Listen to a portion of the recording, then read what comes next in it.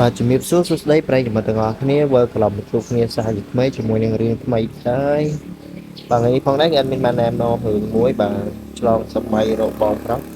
បាទរឿងភាគចិនទៅចេញដែរទេអ្នកនរគ្នាមើលចេញបាន4ភាគអីអញ្ចឹងអ្នកនរគ្នាអាចតាមដានរឿងនេះបានដោយអាចចូលនៅក្នុង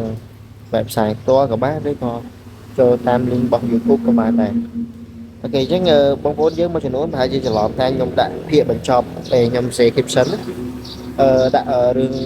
មួយចប់ណាតែប៉ុតខ្ញុំដាក់ទៅអានេះខ្ញុំដាក់បើសិនបងប្អូនអ្នកវាចូលមើលក្នុង website ហ្នឹងគឺអាចមើលដល់ចប់បានអញ្ចឹងណា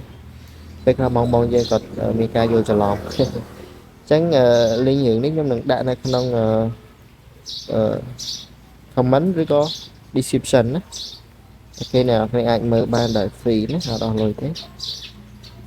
អូខេពេលនេះខ្ញុំទៅ play ទៅចេញដល់ភាគ4ដែរទេអ្នកនរអូខេអញ្ចឹង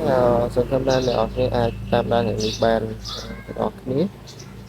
អូខេអញ្ចឹងអត់មានអីច្រើនទេរឿងការដាក់ឲ្យមើលរឿងគឺមានតែដដែលទេគឺយើងដាក់នៅក្នុង comment ណាអ្នកនរគ្នាចូលទៅក្នុង comment ហ្នឹងស្វែងរករឿងទៅឃើញទេ